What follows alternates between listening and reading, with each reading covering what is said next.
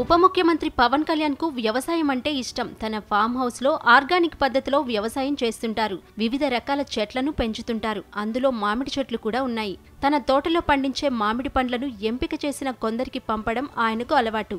తాజాగా తన తోటలో పండిన మామిడి పండ్లను అల్లూరి సీతారామ జిల్లా కురిడి గ్రామస్తులకు పంపారు. దాదాపు 230 ఇళ్లు ఉండే ఈ ఊళ్లోని ప్రతి కుటుంబానికి అరడజను చొప్పున మామిడి పండ్లను పంపి తన పెద్ద మనసును చాటుకున్నారు.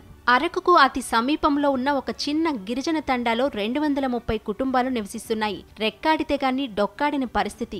అభివృద్ధిలో వెనుకబడి ఉన్న ఈ చిన్న గ్రామంపై డిప్యూటీ సీఎం పవన్ కళ్యాణ్ ప్రత్యేక శ్రద్ధ చూపిస్తున్నారు. పవన్ కళ్యాణ్ ఇటీవల అడవి తల్లిబాట కార్యక్రమంలో భాగంగా అల్లూరు జిల్లాలో పర్యటించారు. దుమ్రిగూడ మండలం పెద్దపాడు కురిడి గ్రామాలకు వెళ్లారు. ఆ గ్రామస్తుల రోడ్డు కష్టాలు తీర్చేందుకు అక్కడ రహదారి పనులకు శంకుస్థాపన చేశారు పవన్ కళ్యాణ్. ఆ గ్రామస్తులతో మాట్లాడి వారి కష్టాలు అడిగి తెలుసుకున్నారు. ఇప్పుడు మరో అడుగు ముందుకేసి ప్రత్యేక అభిమానాన్ని చాటుకున్నారు డిప్యూటీ సీఎం.